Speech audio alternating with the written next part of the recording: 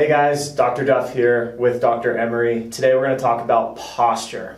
It's this really broad term that we use to apply all the different parts of our body, how we stand, how we sit, and how that can affect our health. Now we have a lot of patients that come in and ask about how my posture is, or I've always noticed my posture is off, and so what we do is we start with an evaluation to see where the posture is at, because believe it or not, a lot of our patients come in and they're dealing with things like forward head posture, where I know it seems silly, but their head is dipped forward really far, or they've got other shifts or twists in their body. And then what we do is we can relate that to what's happening in their overall muscles and their overall health and how that affects their nervous system. So when we look at posture, we always compare the hips to the feet, and then the rib cage to the hips, and then the head to the rib cage. And just between the hips, the feet, the rib cage, and the head, there's 64 million different postures that we can have. So no one posture is unique. However, we do see postures that are very common throughout society, like we mentioned earlier. Things like forward head posture, the hips starting to dip forward, so on and so forth.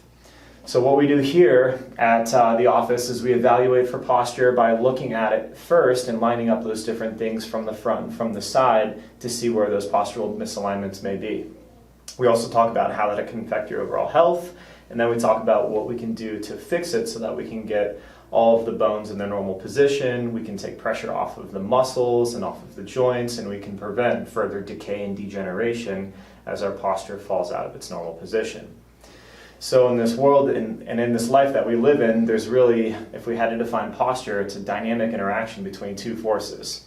And one of them is gravity, right, which brings us down to earth at all times. And the other one is the strength and stability of our posture to withstand gravity. So if I'm coming in, or Dr. Emery's coming in, she's got a subluxation way off to the side here, we know that gravity is beating her. Her ability to withstand against gravity, the strength of her spine, is at a fault, and we know that that's where the weakness may be. This is why we call posture as the window into our spine and our nervous system, is because we can start to identify where these misalignments and where these weaknesses can be. Now, we are able to fix posture here every single day, and it's one of the emphases of this practice. So we're kind of the specialists into fixing posture through things like adjustments. We also utilize traction, we use home care devices, and we also use exercises. So these are some of the things that we can help identify, evaluate, and help with posture with here at the office.